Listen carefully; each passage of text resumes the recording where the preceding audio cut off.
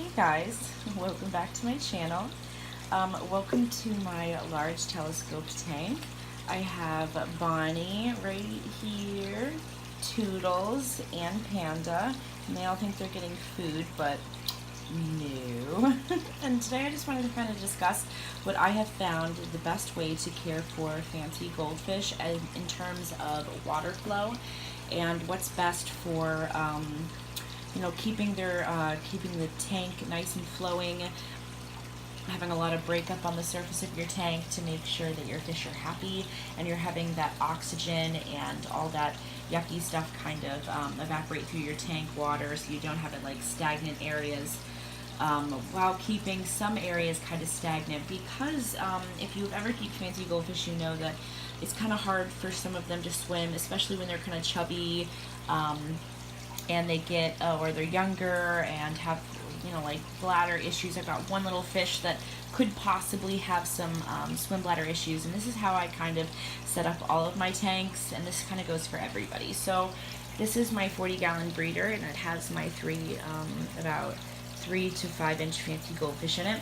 And on top of my tanks, I don't know if I gotta step back here a little bit, you can see I have a 90-gallon over here Aqueon, and then another 40-gallon Aqueon. I have my little whisper, which is very loud. I don't know why they call it a whisper, with my big bar here.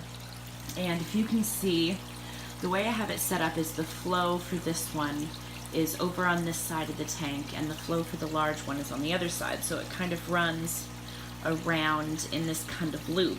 Well, I have my aqua bar kind of set up just in front of that flow for the top of my tank.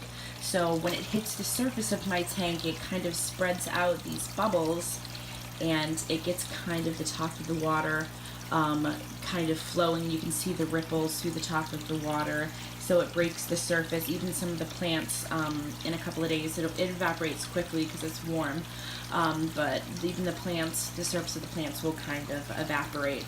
And I don't know if I can get a good shot, but I clean my filters, the tops of my tank, like on a bi-weekly basis, and you'll see a lot of this kind of calcium-ish kind of build up, and I think that's just kind of stuff flowing out of the filter, but it kind of shows me that I am getting at least decent evaporation out of the tank, which I think is kind of important. So talking about stagnant areas for feeding, so I noticed, hi guys, I noticed that if you are feeding pellets, I used to shut my filters off when I used to feed pellets, because I noticed that the pellets, because let me get a better angle, let me sit down here. This filter goes mostly to the bottom of this side, but this one I put a shorter tube on because I noticed that with the rotation that I've created kind of a flow of water, things would get kind of stuck in one corner and not move and not get, like poop and the other yucky stuff would get kind of stuck in the side of the tank. So, but when I kind of created that little flow, and I did move the filter kind of up in the water column a little bit, so it kind of catches that midline stuff, I noticed a lot clearer water, and a lot more of that dirty poop getting stuck in the tank. But I also noticed less food, because here in the middle and a little bit towards the back spot there, and a little bit towards that back side, there's just a little bit of stagnant water where food will kind of collect, but it'll spin in little circles. And I noticed that it's easier for them to feed, and it kind of gives them a little area over here that's darker to kind of hang out if they're tired. I noticed they sleep over there, not really underneath the filter, but more towards the back, because this filter is pulled up towards the front, and this one is pulled up more towards the back, and they will kind of hang out here during food time, and they'll swim back and forth across this big bubble bar that I have. You'll also notice I have like these little round polished rock right here, and they'll push that back and forth and kind of have fun with it, because food will kind of collect behind it, and there's a couple of pebbles in there I gotta remove. But for me, that kind of gives them, my goldfish at least, it gives them kind of a place to rest where they don't really have to pedal and swim a lot. And some other places where they have a high volume of water flow, where they can kind of like swim and get exercise, and it kind of keeps them happy. And that's what I found, at least for my fancy goldfish, is best. They thrive, and even this one, when I got from my local pet store, was okay. He was healthy looking. He didn't have any fin rot, never any problems with anything like that. But I did notice that he kind of hung out and didn't really frill his back fin, which I think is broken.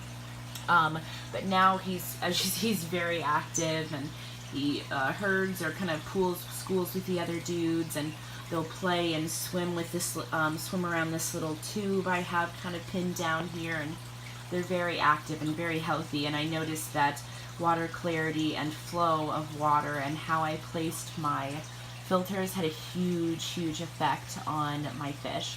And I have these, like I said before, in this kind of basic setup, 2 hang-on backs, and I'm going to be switching to canister filters here in the spring. Not quite ready for that yet, but the cost is kind of high. But, you know, with a couple of weeks worth of investment, you can set up a really nice tank and have good flow and happy fish, and, you know, a really fun chance to keep your hobby going for not that big of a price. So, say bye, guys. Say bye, Panda. Bye, Toodles. Oh, they're so cute.